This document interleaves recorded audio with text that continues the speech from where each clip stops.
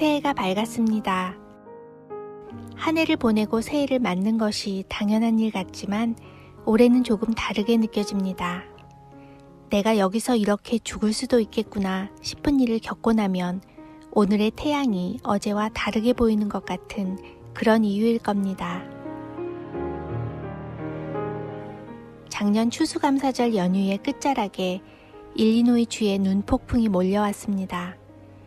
특히 제가 살고 있는 시카고 북서쪽에는 9.2인치의 눈이 쌓였다고 합니다.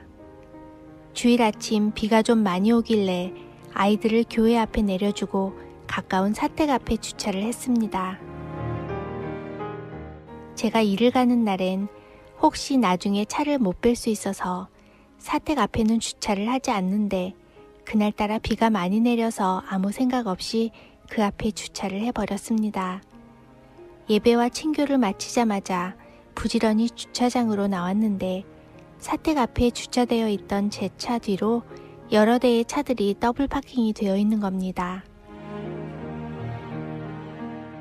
시간이 급한 저는 남편이 길가 주차를 해놓은 밴을 타고 출근을 했습니다.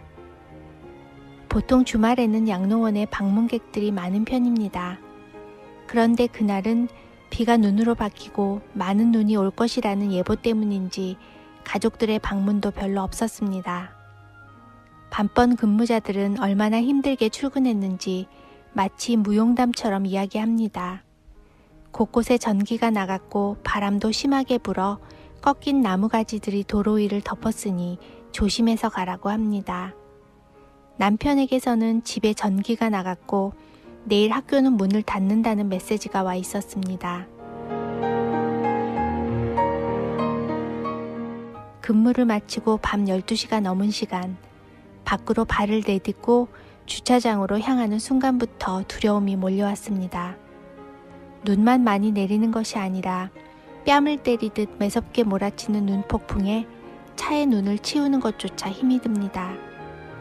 힘들게 차의 눈을 치웠는데 차가 빠지질 않습니다. 나가서 차 뒤에 쌓인 눈을 퍼냈습니다. 그래도 차가 안 움직입니다. 다시 차 앞바퀴 뒤에 쌓인 눈을 치우고 나니 그제서야 차가 간신히 빠졌습니다. 도로에는 전기가 나가서 가로등 불빛도 없고 새벽 시간 이 눈폭풍 속에 차들도 거의 없습니다. 오로지 내 차의 불빛에만 의지한 채 큰 길로만 엉금엉금 기어서 운전을 했습니다. 워낙 눈을 잘 치워주는 곳에 살다 보니 눈이 많이 온다고 해도 큰 두려움이 없었는데 이번에는 인간이 자연을 이길 수 없다는 걸 보여주는 듯 했습니다. 집 근처 좁은 도로에서는 꺾여진 나무가지들이 도로를 점령해서 어쩔 수 없이 그 가지들 위로 운전을 하며 아찔한 두려움도 느꼈습니다.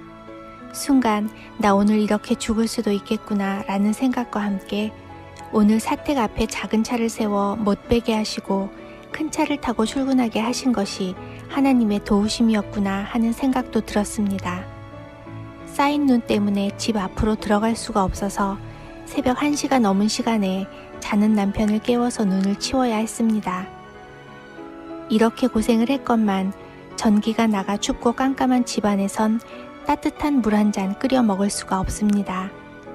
촛불을 들고 다니며 씻고 옷을 갈아입고 날이 밝기를 기다리며 잠을 청했습니다.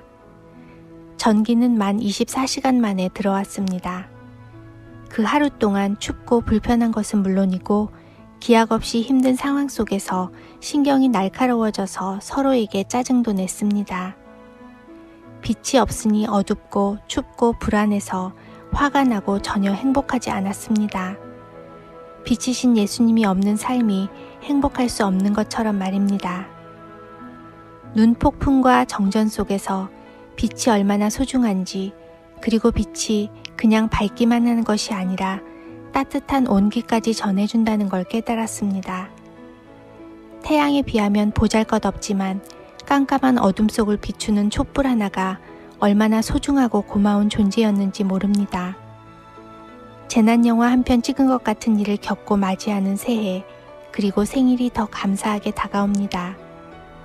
새해에는 어두운 세상 가운데 우리 주변을 밝히고 따뜻한 사랑의 온기를 전할 수 있는 작은 촛불의 역할이라도 감당할 수 있었으면 좋겠습니다. 그것이 완전한 빛이신 예수님이 오실 때까지 우리가 감당해야 할 몫인 것 같습니다.